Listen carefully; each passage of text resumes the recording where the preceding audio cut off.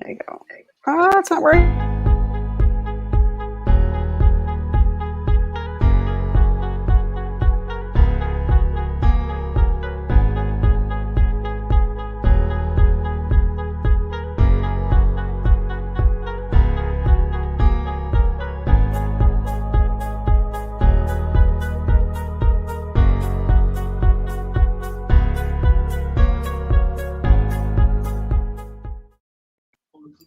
And good evening and welcome back to Rising and Inspiring with Kristen and LaTezeons. Hello.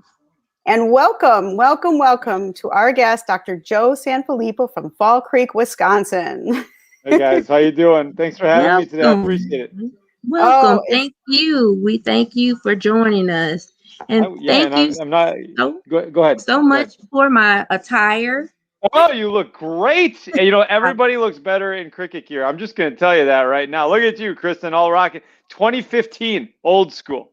Mm-hmm. Old school. That's one of the first, that one, Kristen, the one that you have on, that's one of the first shirts that we ever put out. Well, now it's vintage.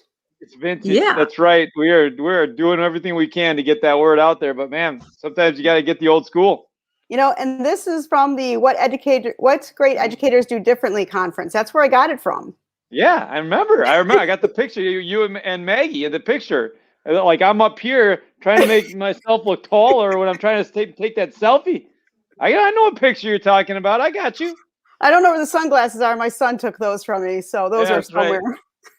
That was a great conference, great opportunity. That's actually probably the start of like me going out and talking to people. It was kind of a fun. It was a fun event, really fun event. It was real good.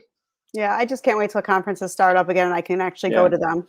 I agree. I'm actually in Texas today, and I'm in Wichita Falls, and talking to principals today and superintendents tomorrow.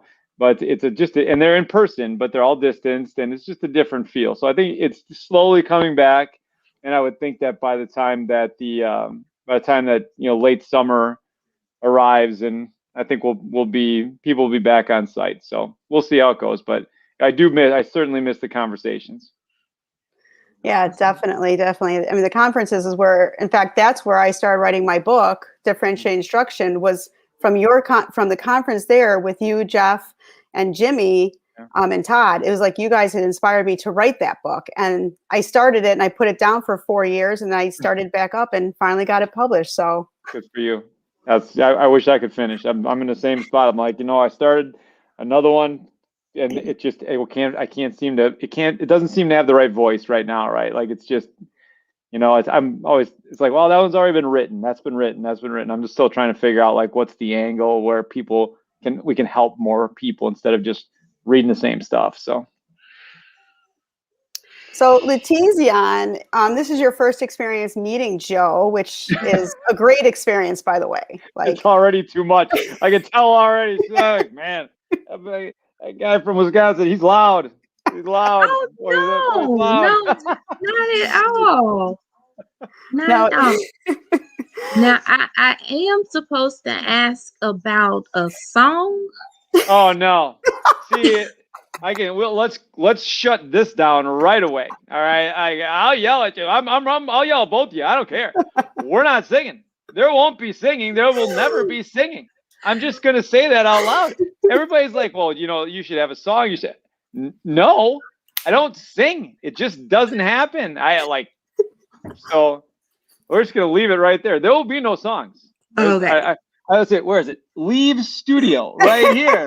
Right down on the bottom. I'll find that in a heartbeat. Oh, Joe. I'm just kidding. I do like it. I do like the fact that when you were going to do the song, you started and then stopped it and it everything disconnected. So is that great? That was good. That was genius. I have to tell you. I was like, oh my gosh, he's gonna do it. I'm like, oh, I should have known. You know how hard it was to find one of those spinning wheels and put it over the top of a video while not like eliminating the video? It was harder than I would have anticipated, but it was worth it because people thought I was going to sing, and that ain't going to happen. Not at all. So I keep tweeting them. So where's my song? Where's my song? Keep tweeting them. Keep tweeting them. Keep tweeting them because like, nope. You're going to get the same answer, Chris. I'm just going to tell you right now. No song. That's right. That's right. Oh, well. That's right. Okay, so Joe, one of the things that I knew you by, or actually when I was introduced to you, was the tell your story aspect. Mm-hmm. If you don't tell your story, someone else is going to. Yeah. And the one thing that always sticks in my mind is when you were speaking at ICE and you were telling the journey of your family in the car, Yeah. and how it was this long, but Right. it actually took like 1,000,000 hours. Yeah, it did. It did. There are a couple of things that you need to understand about family trips. First of all, they're ridiculous. And second of all, whoever came up with the idea of a family trip didn't have a family to go on a trip with, or didn't have my family to go on a trip with. And I think the thing about family trips is, like, we've gone on a couple of them, and it just is like this grounds for the kids to just talk and talk and talk. And that's supposed to be really great.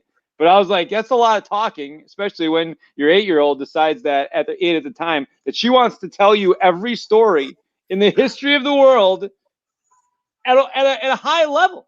And you think I'm loud. Nothing. And she's talking and she's talking and she's talking. And I use it as a metaphor because when we got to Yellowstone National Park at the end of our trip, we got to a place in the park where the sun was setting and everything was just gorgeous. And this little girl that went from talking and talking and talking the entire way just stopped. And she started to talk again, but then she started to ask questions. She's like, why does it look like that?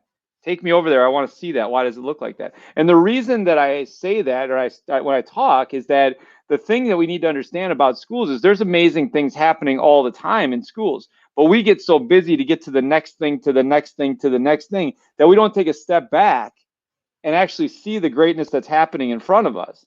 And if we don't do that, then we're always thinking about all the mess that we have, all the stuff, all the conversations that are going on that are getting all like this, and then we don't get a chance to step back and realize, oh my goodness, we're changing the lives of kids on a daily basis. We're just changing the lives of families on a daily basis. So until we realize that, we're stuck in the mess, and that's not fair for anybody. I I totally would agree. Joe. Absolutely. So but she's loud.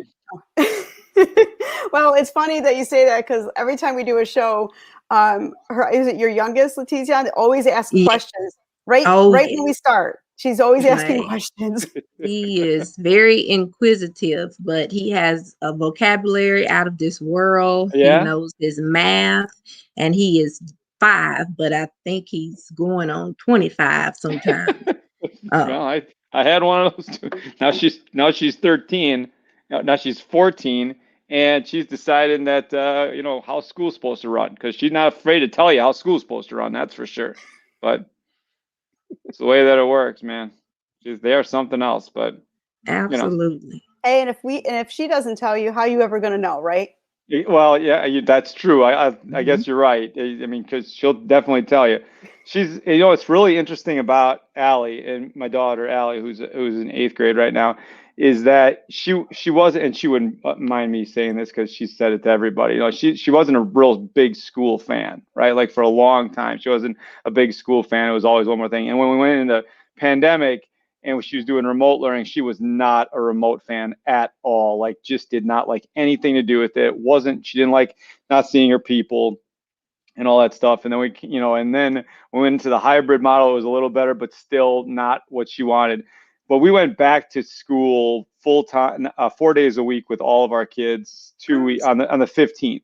And that little girl was beyond excited to go back to school. There were kids in her room that she hadn't seen in literally a year.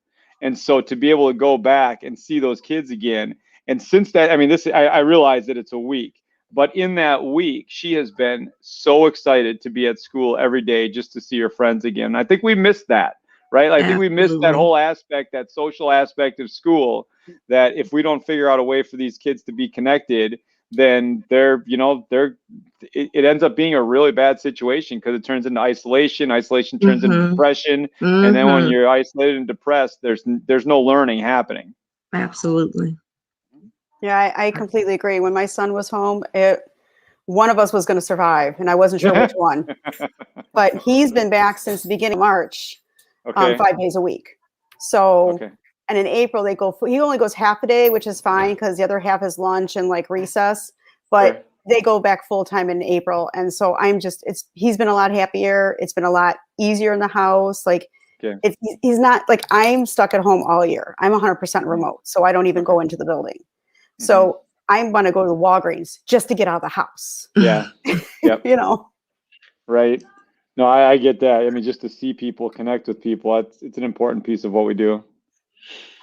Well, I'm heading to Wisconsin on Saturday. What? On purpose? Yeah, I know. We're going to the Dells. Oh, Wisconsin Dells. That's great. I love. I'll bang on Wisconsin all the time. Because it's ridiculously cold. Okay.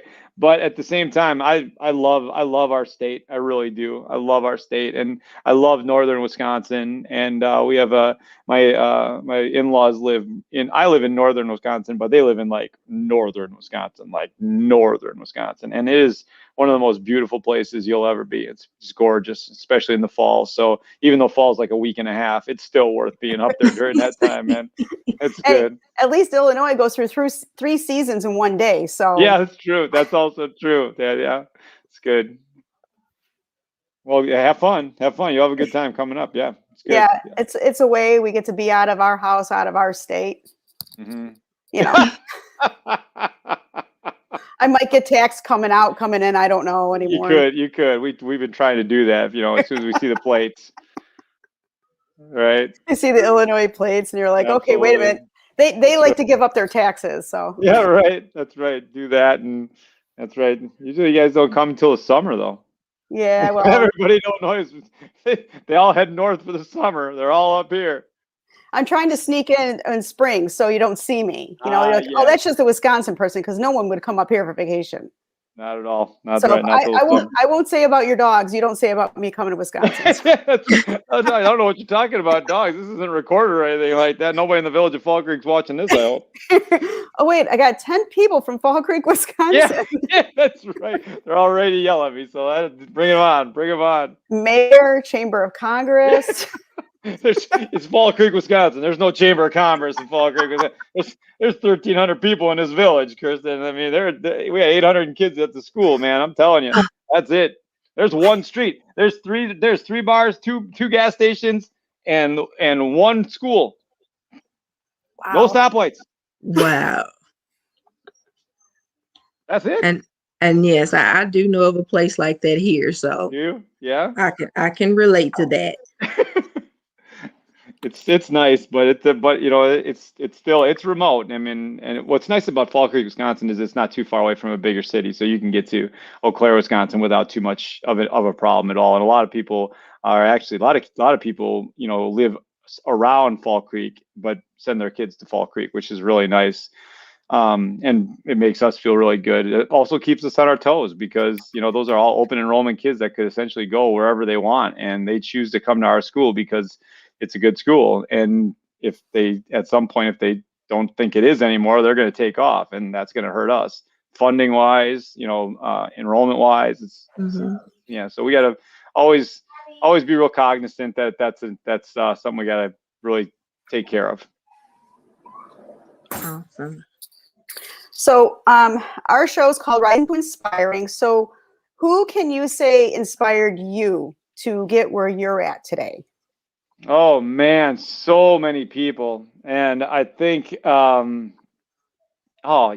many people from teachers that I had. And I think my story isn't any different than a lot of people who get into this business. And I think it's either you had somebody who really inspired you, or someone who you're like, man, I can do it better than that. So I'm just going to do this better than that. I'm going to show you right now. Right. So I think I had both people in my world that, believed in me, but also that I looked at and think, wow, that's something that I could do. So I don't know. I kind of go back to, my mom works really hard, and she always believed in what we were doing, and I think she's been one of those people that has always, instilled a really great work ethic in the work that we do. I'm inspired by my wife. My wife, she was a special education teacher, and she decided that wasn't for her, and she decided to start her own nutritional therapy practice, and now she's helping people all over the place, with their nutrition and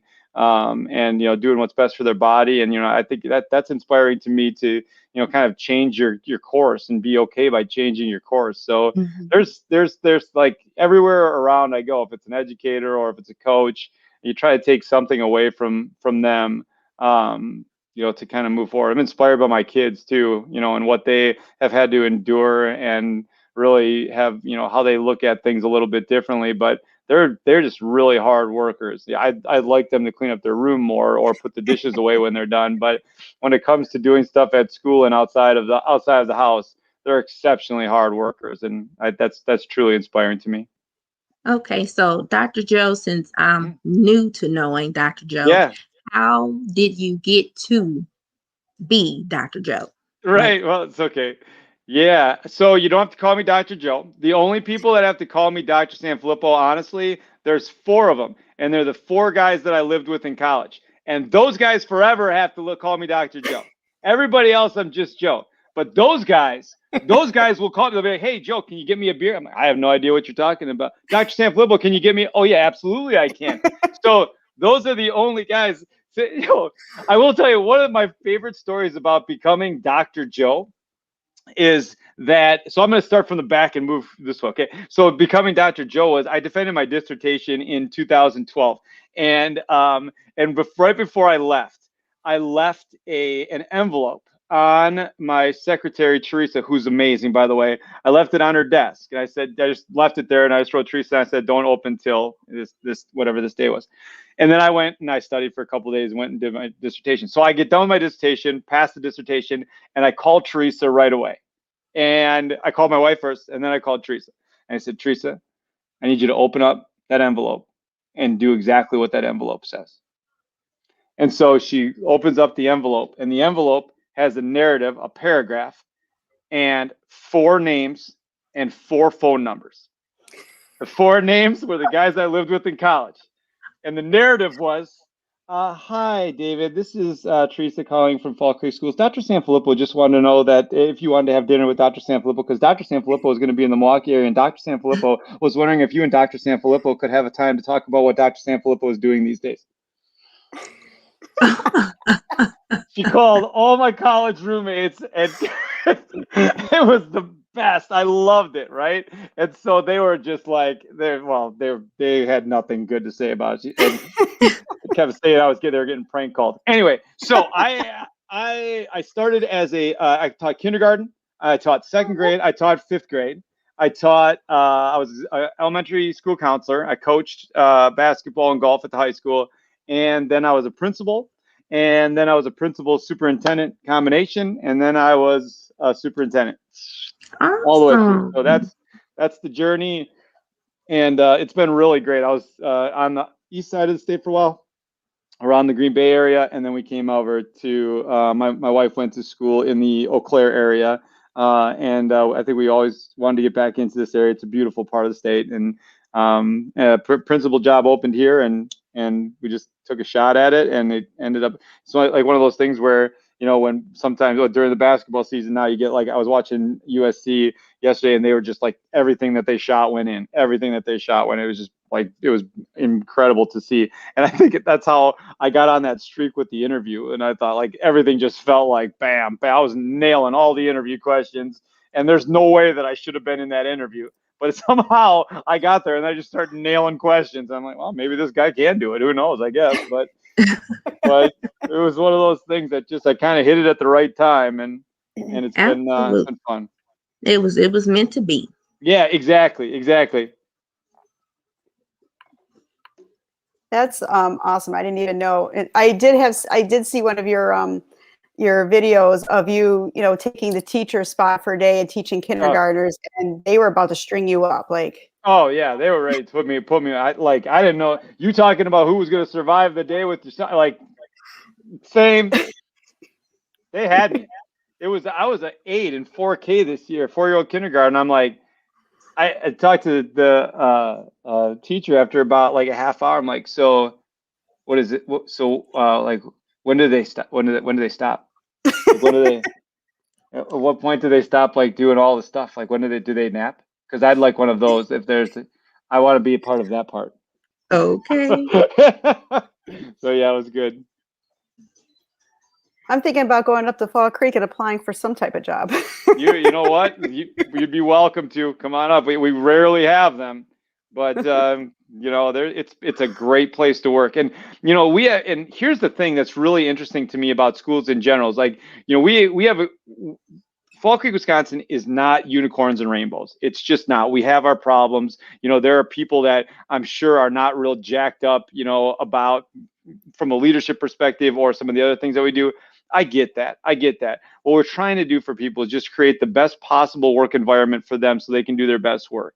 And I think that the idea that we keep in mind is that we try to meet people where they're at, but at the same time, once we meet you where you're at as an educator, then you're going to move forward. And I'm not going to tell you how far you're going to have to move forward, but you're going to move forward. So figure out a way that you can take a step forward, that step turns into a leap, that leap turns into a huge jump, and then all of a sudden you can go. But the step is really, truly important. Absolutely. That's great. That's really great advice. Absolutely. Yeah. Thank you. So, what advice would you give to an educator who is burned out? They're like, I'm done. Yeah. I can't do it anymore. That's what I'd say is, Kristen, here's what we should do. That's right. What? Did something happen I didn't see? There's a lot of people in this situation, and my advice to anybody who's in that situation when it comes to being burned out is you all got into it for a reason. And if there's a way that you can figure out a way to get back to that reason on a daily basis, then do that. And I know that's all platitude guy, like all kids can learn guy, like that's awesome and everything, but like, tell me how to do it. Okay, so here's how you do it. So the thing that I would tell you to do, honestly, and the thing that changed the way that I perceive the day is I always try to figure out a way, and we tell our staff this too, we try to figure out a way to start and end our day with joy. Okay, so I think that the thing is really important is find something to start your day that brings you joy, that makes you want to be there, that puts you in the right mindset to be there. And then at the end of the day, make sure you do something to end your day with joy, so that you can go home to the people that you care about the most and give them the attention that they deserve. Because what ends up happening with us a lot is the people at home give us the most latitude, but then also get the least of us because they give us the most latitude, and they shouldn't have to give us get the least of us because they give us the most latitude. So I think when we say start and end your day with joy, it is about the joy. It's about finding the purpose of doing what you're doing, but also it's about starting and ending your day. Okay, people get burned out because they feel like they're never off task. And if there's no way that you can start and end your day, then you never feel like you can start and end your day because you feel like you're always on. And you get to the evening and you're like, at 7 o'clock, I'm just going to check one more email. You know what? I got a couple minutes. I'm just going to send one more text to the kid. I'm going to send one more text to the teacher. Just one more time. And then all of a sudden you never end. And if you never end, then you're never off the clock. And that's why people get burned out, is because they feel like they're never off the clock. So I will tell, and we'll even tell our staff, there's a time when we have a couple days off, I'll send an email to them on a Thursday if we have a Friday off or a Friday and a Monday off, and we'll send them an email and say, you will not hear from us until Monday. So do not check your email, because if you do, you're not going to get anything. We will not respond to emails for the next 4 days. And we do that for a couple reasons. The first reason is even when they say that they're not going to check their email, they check their email, right? But we have to be cognizant of saying, we're just not going to call you. We're not going to text you. We're not going to do any of this stuff. So deal with it, right? I think it's important that we're in that spot where we can break away. We got to break away too. And as leaders, we got to figure out a way that we can break away for the weekend too. Otherwise, we never feel like we're off the clock. So I would say that in terms of being burned out, a lot of the times you feel burned out because you never feel like you're off the clock. And so put yourself off the clock. Have a start to your day that brings you joy, end your day that brings you joy, and invest in people, where you are. Be present and engaged in the moment where you are, which is really, can be crucial to whether or not you're going to be happy. It's great. I mean, and that I've actually been a lot better this year, not checking emails, but I also teach college. So at night I'm doing college work. So yeah, I have to kind of break off from that too.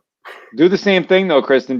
Start and end that time too. There's no reason, like you should still have the same concept. Like you can start and end your day at school, but then do the same thing. Do something that brings you joy to start your day with your college kids, but make sure you figure out a way to end your day with that process too. Yes. And then when you end your day with the college group, do not go back to the school group.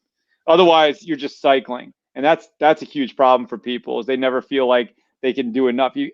You're enough. Let's be clear about that. And everybody who's teaching now is enough. They just don't feel like they're enough because there's always so much out there, and they're comparing themselves to everybody else that they see because they see one tweet, and it makes me nuts. Absolutely. You nailed it. Absolutely. See, I told you I gotta roll with the questions. This is what happens. Of USC last night against Kansas. We're going to start throwing some harder ones out at you, ones you don't even know about. What? Good gravy. That's how I roll. Okay, I got you. Well, I need some water. Okay. So, what advice would you give to a new teacher, someone who's fresh out of college and is ready to take that step into the classroom? New teachers. The advice that I would give new teachers is make sure your excitement is sustainable, because you can get really excited about stuff, and if you go into a situation where you get really excited about that stuff and everybody in that space isn't truly that excited about stuff, you're gonna you burn really hot, and then all of a sudden you fall out. So make sure that you take care of yourself and keep the excitement, but also know that you want to make sure that it's sustainable over time. I don't, a lot of times new teachers get burned out because they run really hot and they run on adrenaline, right? They run on adrenaline, and then all of a sudden they get to January and think, oh my goodness, I've used all of the team building games that I wanted to use. I've done all of the appreciation things that I wanted to do. What am I going to do now? And then they start looking for stuff, and then all of a sudden they cycle. And when they cycle, they never get away from it. So I would say continue that, energy, but make sure that it's sustainable from a school perspective. And from a personal perspective, please take time away from school, right? There are no trophies for first car in a parking lot, last car in a parking lot. There's just not. So take time away, be with your family, be with the people that you love, and know that they're going to be the ones that pull you through when you're running so hot that you kind of burn out a little bit. You need to have people around you that are willing to pick you up and kind of move you forward. So you would recommend that they build relationships and connections with other educators within their school, if possible? I think that yes, but I also think that they need to understand that they need to be cognizant of what that looks like, right? Because I think you want to build relationships with everybody, but I also think that I think a lot of the best ideas in schools actually die before they exit the school wall, right? Because what ends up happening is somebody gets a really great idea, and then they go to the person next door and they're like, I got this really great idea. It's an awesome idea. It's going to be an awesome idea. The kids are going to love it. It's going to be fantastic, right? And then the person next door goes, don't do that. Because if you do that, then I'm going to have to do that, and I don't want to do that, so don't do that. And then they don't do it. So exactly. I think they got to find people that are willing to move forward with them. It does, yeah, right. And so I think you have to be really cognizant of that. I absolutely 100% agree with you that you have to build relationships, but you have to build the right relationships too. I agree. So Joe, what did you want to be like when you were little? Did you always want to go into education, or did you want to be a fighter pilot? Did you want to be a spaceman? I coached a lot. I just liked coaching. So I thought that was something that I'd want to get into. And I didn't really feel like I don't know if I've had like I want to do this when I grow up. I was, I was not a good student at all. I did not like thinking about being the leader of a school. If you would have said that in second grade, in fact, actually, my mom said that to one of my second grade teachers. As she saw her in the grocery store, she said, "You're not going to believe what Joey's doing these days." And when my mom told her, the woman looked at her like she had 9 heads. Like he's doing what? She's like, he's a superintendent. Like with that, like she was ready to talk. She's like, no, I Doctor, remember, that's right, doctor said there. I remember the report cards that you sent home. I remember the report cards that said that he doesn't live up to his potential. I remember those. Now what you think? All right. So she wanted to play that game, but I think people would have been like, are you kidding me? Like that's, you don't even like school. And I think I didn't like school because I didn't like what school did to me or felt like to me. I just, I needed a stage and they didn't have one that I could use every day. So I had a hard time with that. So I don't know if I always wanted to connect with people. At some point I was thinking about going into sports psychology because I really liked, kind of getting into the head of athletes and trying to figure out why certain things worked and why certain things didn't. But I think at the same time, that whole mindset, that positive change mindset, has always been part of what I wanted to do in whatever it was. If it's leading a school, if it's speaking to a group of educators, if it's, just whatever the case may be, it's just talking to kids. I just want to make sure that we can put people in the right mindset to do their best work. So I think that's probably where it came from. Well, my son, when he was 5, he's 11 now. When he was 5, he always wanted to be a transformer. So. Oh, well, that makes sense. I mean, you gotta be Optimus Prime for sure, right? And look, thinking of my 5-year-old. Bumblebee. Yeah. Yeah, that was Bumblebee. When my husband and he went out back to bury Abigail, and he told my husband, we're supposed to have on black suits. And I was just like amazed at how a 5-year-old picks that up from seeing it and thinking that, we're supposed to have that on. And he handled it really well. I didn't, and my 7-year-old didn't.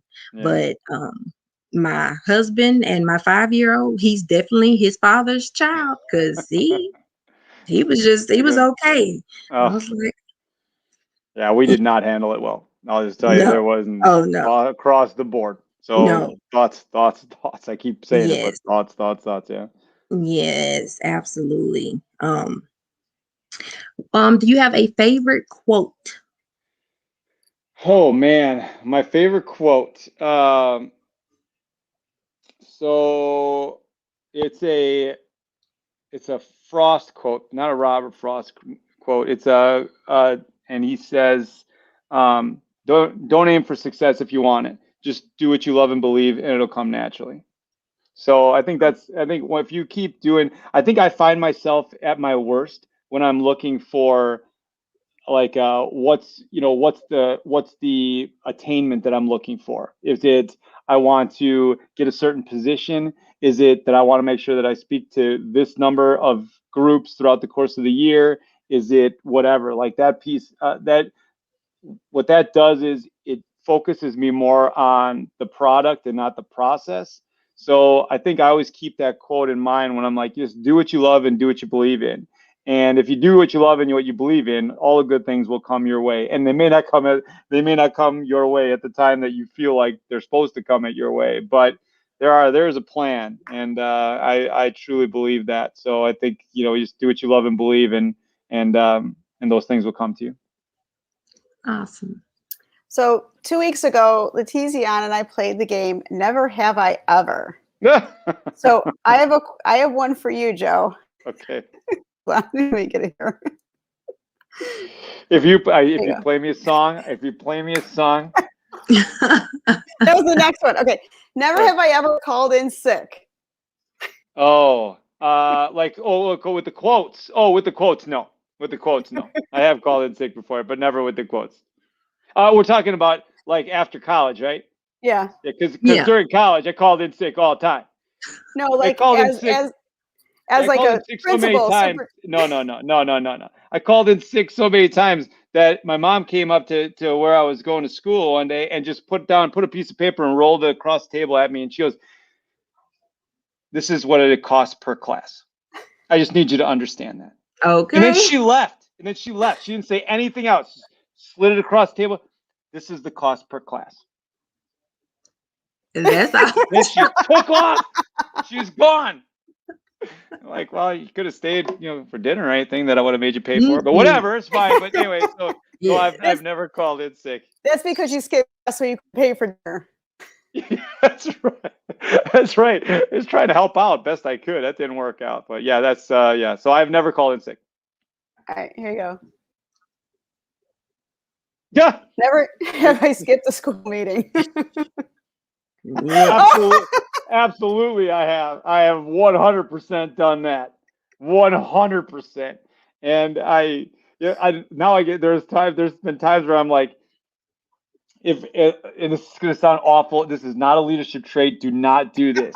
But where I'm like, I say to one of my principals, I'm like, you know what? This group really needs your leadership. This group really needs you. Like, really needs your skill set. I think you should lead that meeting. because I don't want to lead it. So yeah, it's been like 2 or 3 times that's happened. And the best part about my administrative team is like, yeah, no, you're not selling. Don't sell me that, Sanfelippo. I know exactly what you're doing. You're going to the meeting. And those were the only 2 I had. But oh, okay, that's good. That's good. Yeah, that's it. Those aren't too bad. I can handle those 2. we had some crazy ones a couple of weeks ago. I was just making them up, and she's like, it was what? funny. Yeah, it was funny. She put me in charge of it, so That's yeah. I had to. I didn't want to ask any. If you could make one thing better for educators, what would it be? I would find a way that we could help them to understand that they teach way too much. Like, they teach way too much content. We teach way too much content. And then when we feel like we have to teach all of that content, then we never get a chance to dive in and really get deep with kids because there's so much content that we're trying to teach. And that just, it creates that cycle that people can't get out of.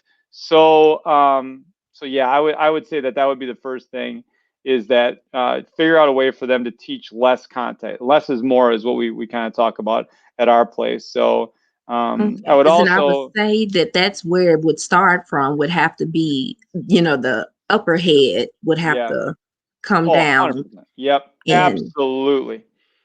Yeah, that's the first conversation.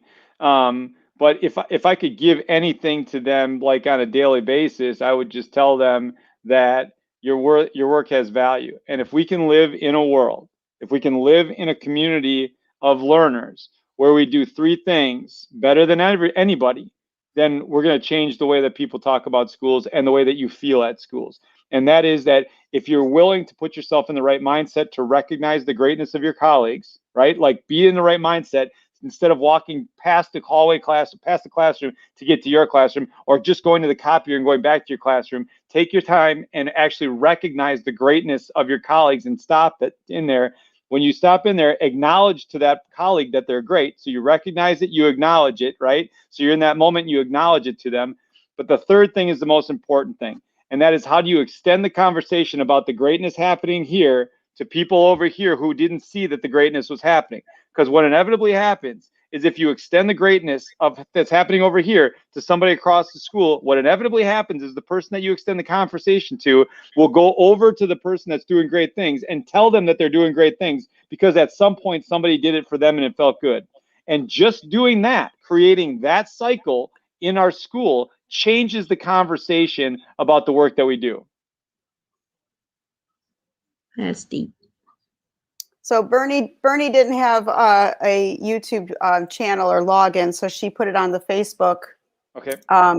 Saying that she agrees with the 1 thought to remember why we got into teaching and begin and end the day with that thoughts, but the joy, plus to avoid teacher burnout by setting a time to stop. So she was really interested in what you said about that. Oh, good. Well, tell her, yeah, that's I think that's a big thing that people don't do. And until we figure out a way to do it, we're all kind of stuck. And I think that's a big deal in terms of getting ourselves, really getting ourselves back to celebrating the great work that happens in our space. No, I agree. I agree with that. I agree 100%. Me too. Let's see. Oh, okay. So you're probably like really well known. I'm pretty sure. Like everybody knows who Joe. You're well known. Everyone knows who you are. I don't know about that. But if you can name like, and I know it's going to be very difficult for you, but if do you know any like great people to follow on Twitter that you can recommend to other people who may be getting new to Twitter, who are new to teaching, new to building a PLN? Who would be your go-to people? Oh man. I know Jeez. that's a loaded question, but Yeah, I know there's I don't. so many. Yeah. So He's gonna start saying me after a while. That's right. Now I got you because now we're connected. Of course, that's what I'm saying. So I would tell people honestly, the best thing to do is if you go to my page and into the list, I have a list of educational leaders, tech leaders. Click on that and just start following those people. That's where I started, and I think that's probably the best thing to do is to just go to and I think it's not even about following the person or what couple people. It's really about finding people that kind of fit the mentality that you're looking for, then going to take a look at who are they following, what kind of lists are they involved in, what kind of hashtags are they connected to, and then doing the research in that regard. But I've got a couple lists that just school leader lists, educational leader list, ed tech list, that kind of thing, that hopefully they'll kind of get people started in the right direction. I didn't even know you had that list there. I'm gonna have to snoop your list now. Yeah, Yes, absolutely. me Absolutely. too. Okay. Right. And you know what? Now that I say that, I'll probably continue to add to it. But those are the people that are in that group are the ones that I started with, like whatever 5-6 years ago, and they're still putting out great content. But it's been a while because those are the people that kind of got some momentum for me in terms of I always wanted to kind of if I was looking for a resource, that would be the resource I was looking for. So your book, Hacking Leadership. Oh yeah, did you have that thing like leveling the table or something like that? Yeah, I actually was I was trying to pull it out, and that's why I kept turning it myself. I didn't want to look any book. Yes, Now my table's lopsided. See. It makes perfect sense. I understand. Yeah, there it is. There's the book. That's good. Awesome. It has some really great advice, and I've looked at it a few times when I first got this, like 6 years ago. Yeah. But it has some really great advice, not only for administrators but for teachers as well. Just so even if they're looking in to go to admin position, just to hack different things to make things easier for you to accomplish.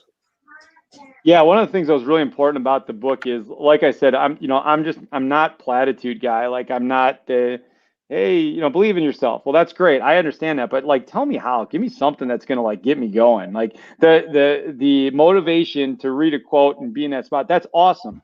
But if it doesn't turn into an action, then it was just a really cool thing that's why I had so much like that quote that I told you. That's years ago that I had. I mean, I don't know. I think it's really about we want to put it into action. So yes, because you actually apply it. Right. You want to be in a spot where that you can actually see movement.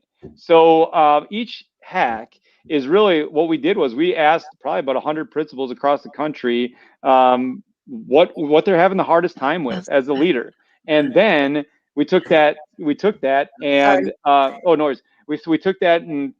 tried to figure out something to help them with those problems, and then how to figure out to get a way to get momentum, how to build a full blueprint for implementation, and then I know they're going to get some pushback.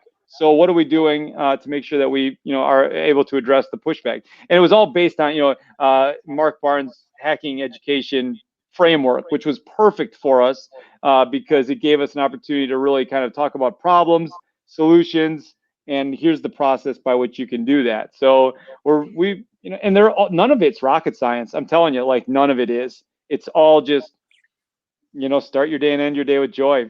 Figure out a way that you're what can you do in the first, write down the first 10 things that you do when you get to school, and then put a dot next to the things that bring you joy. And if those things are at the bottom of your list of 10, figure out a way to put them at the top of the list of 10 so you feel better when you do all the other stuff that you got to do anyway. That sounds good. Yeah, Yes. it's like again, it's not rocket science. It's just, but here's the thing. It's not rocket science, but it's something that everybody can do. When I go and speak to groups, the last thing that I want them to feel is, well, he can do it because he's Joe. Well, he can do it because he's in a small town. Well, he can do it because blah blah blah blah blah. If they don't walk away feeling like they can do every single thing that I talked about and they can see themselves in it, then I have completely failed in that moment, because it's not about me talking to them. It's about them seeing themselves as the hero in the story to move forward. So what are we doing to make sure that they feel that way so they can walk out of that event and put whatever it is into practice and feel like they're part of the solution moving forward? Awesome. And is that what's included in the book, Hacking Leadership? I don't have it yet, unfortunately. Yeah. But I'm hoping that you have a copy around that I could purchase, because I love signed copies. I got you. No, say no more words. I got you. I'll send you one when I get back to town. That would be so cool. You can read it in the Go Cricket shirt. Like, you're gonna feel like, well, this is something else. Now I'm from Wisconsin. Is it snowing outside? What's going on? I don't know. And now she's got to come see you in person to see you talk, because it's a whole new world. I can believe it. He's so animated. You think this is animated? See him on stage. Oh my gosh, you'll get whiplash. Yeah, but I'm saying, I mean, he's a pleasant to talk to. He's very pleasant to speak with. So it's just like you're very much engaged, and I'm not like wandering off or anything like that. I'm actually listening and soaking it all in. So I'm sure that you do great when you give your PD talks. No, we're trying. Like I said, it's really got to be about them. It's just you have to make sure that they can see themselves in the process. Otherwise, it's just like, look at me, look what we did. Well, nobody cares. Like, let's figure out a way to get you moving forward. That's what you're there for. Absolutely. That's right. So absolutely. That is so true. Yes. I was just checking to see if there's any other comments on Facebook. So I got too many things going on here. No. Oh, I'm sorry, Joe. Not at all. There's always like 90 things going on. You keep it rolling. You're doing great. This is fantastic. It was just a really nice conversation, and it's good to have something like this. After, like today, I spent time with principals, and you never know when you walk out. Did it have an impact? Can you see yourself doing it? And did I overwhelm you? And I don't want to do that, because I'm super loud and I am super animated. But at the same time, I get excited to talk about the great things that could happen when you change the conversation about school. And I'm going to be really honest with you, really honest. And that is, I love Fall Creek, Wisconsin. I love it. I love everything about it. We have great teachers. We got incredible kids. We have incredible families. I have a school board that trusts the work that we're doing. I got all that stuff, right? But I'm going to tell you right now that the things happening in schools across the country are as good or better than the things happening in Fall Creek, Wisconsin. They just are. It's just nobody's talking about them. Mm-hmm. And we get a chance to talk about the work that we do. And now our people go to conferences. Like we take one of the things that I've been doing is when I go to a conference to speak, I write into the contract that I'm going to bring a couple people with me to present, and then they get to present at the conference, right? That's and awesome. So when we bring our people to the conference, then they get a chance to speak in front of a packed house. If I do my job as the keynote, then they get a chance to speak in front of a big group. And when they do, you can tell they're all elevated, like they are all about the work that they do. And then they tell everybody about that.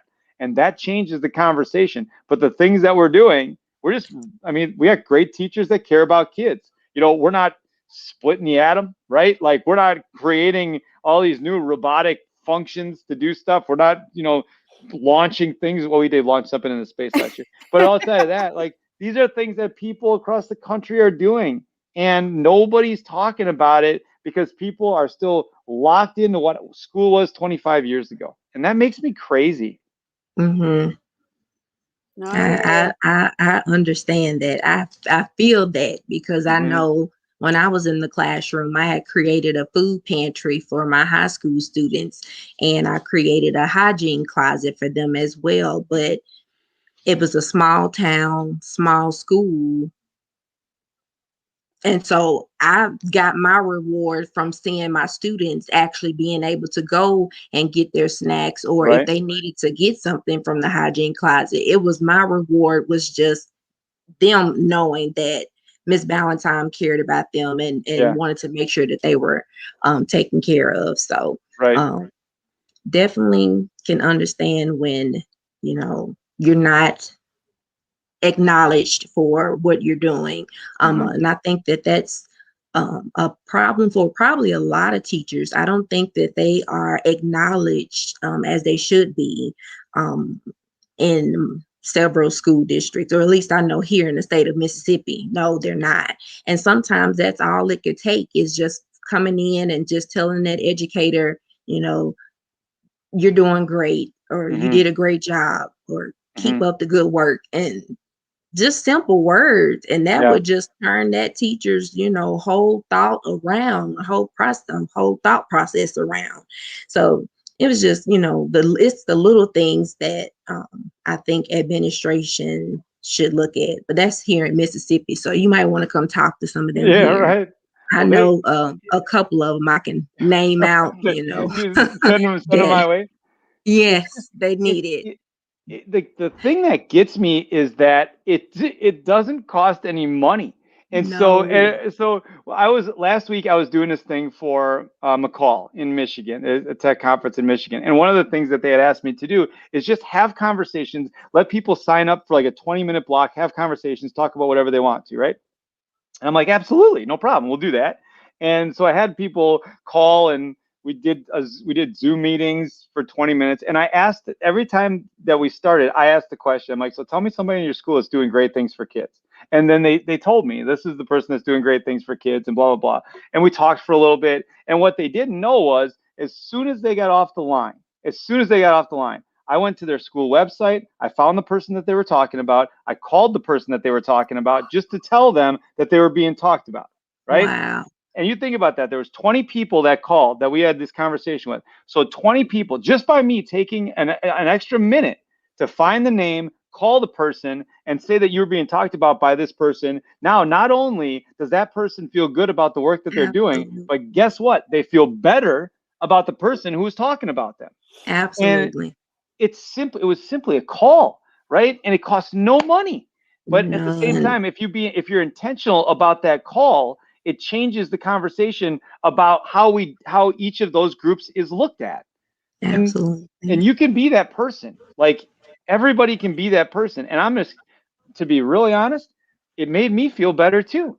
So when I talk about starting my day and ending my day with joy, that ended my day a lot of times with those calls, because it just made me feel better.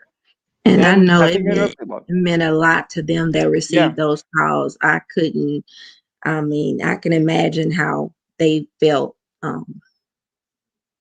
valued, and that's something that teachers don't really feel majority of the time. So hats off to you for that. I just, right before I got on with you, somebody from Michigan just called me, and I'm looking at the number. I'm like, I don't know what this number is. Did I not, like, am I missing a payment?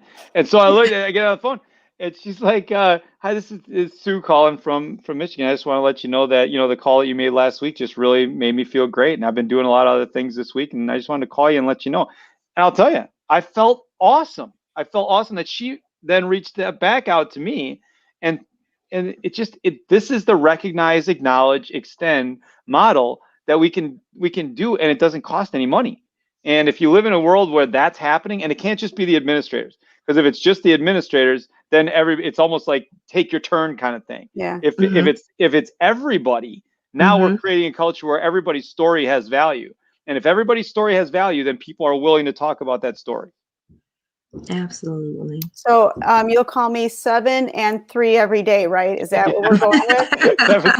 Is that a hint? Yeah, I think so. Yeah, that's right. Yeah, I'll just text it over there. You're doing great. You're doing fantastic. And then at 3 o'clock, get ready for those college kids. They're probably not coming. They're watching games. That's what they're doing. I'll tell you right now. Yeah, absolutely. I've been watching the women so far, and my heart goes out to them that they don't receive the same equity that the males receive. But you know, it's ridiculous. That whole It's weight room thing. oh, that you Like, yeah, are that you picture was. kidding me? That I'm like, the what are they gonna do with excuse that yoga mat? there's no room. Stop it. Just That stop it. that was, and then they were complaining about the food and the Yeah. hotels, and they're not even mentioned with the March Madness on the Twitter account. And I'm Oh, just, my heart goes out to them because yeah. they play hard. I Oh, love yeah. watching Oh, girls yeah. basketball now, and I appreciate it so much more because I'm like, gosh, if I could do that. Yeah. Yeah, right. Yeah, they're incredible. They're absolutely incredible. And I Absolutely. we've I think and I love the game. I love the game in general. I love the game at the Mm-hmm. high school level, and I love the game at the college level, and it's just they're fun to watch, and I love watching our kids play. I mean, and our girls team this year went to the state tournament, and Oh, the thing about awesome. they're fantastic, and they're so well coached, and they just play for each other, and it's so fun to watch them, really like lean into each other. I love watching them play. So, and I like watching all basketball. It's fantastic. We've kind of been a basketball family for the whole life. My brother-in-law actually coached women's basketball at Stony Brook for a couple years. He was an assistant there, and they made the tournament this year. He got bounced, Okay. but they made the tournament. So, Well, at least and they he's made with it. them. Yeah, right. That's So awesome. it's good. So I see Bernie kind of, Bernie has another yeah, comment. yep, Yeah, on Bernie's Facebook. fantastic. Yeah, Bernie says, wow, that is such a simple way to build morale. I absolutely agree. A call to acknowledge someone's effort and value. Yes, I mean, that would go so far for so many teachers that I believe that the burnout rate would go down if Oh they yeah. were just valued just a little, not even just a little, but if they're valued more, and they're shown that appreciation, I think it would keep a lot of them there to know, and definitely know your why. Because I'm Yeah. currently in my I'm working on my doctoral degree, and so Okay. I'm gonna create me a board for my why, because I have to. There's some days where I'm like, okay, I gotta do this, I gotta do Yeah. this, Oh and I yeah. said I'm gonna create me a why board, so when I get in that frame of cloudy mind, I can just turn, look at my whiteboard and be like, okay, that's why I'm doing what I'm doing. And then just get back and get refocused. Yeah, congratulations to you. Good luck with the work. Find something that you are so passionate about that after 3 years of diving into it, it doesn't feel like as much. Mine just felt like work at the end, and it was something that I loved. It was change theory, but at the end of it, I was like, I don't want to hear about change theory anymore. Don't tell me about change theory. Like, but it really was the impetus to really start changing the way that we do things, which is really helpful. The other thing that I would tell you is, when you put that up there about your why, one of the things that we tell teachers to do is write down, it's an activity that we call my three. And we tell them, write down on a piece of paper what 3 things would have to happen throughout the course of the day to make the day successful for you. The things that you can control, what 3 things would have to happen. And put that by your desk, because you're going to be at your desk throughout the course of the day and you're not going to feel good. And then when you look over that, you can say, okay, so I haven't done any of those things. So if I do one of those things, I'm probably going to I feel better feel about the better. work I'm doing, right? Or Absolutely. I've done these 3 things, so I shouldn't feel bad about where I'm at right now. So Exactly.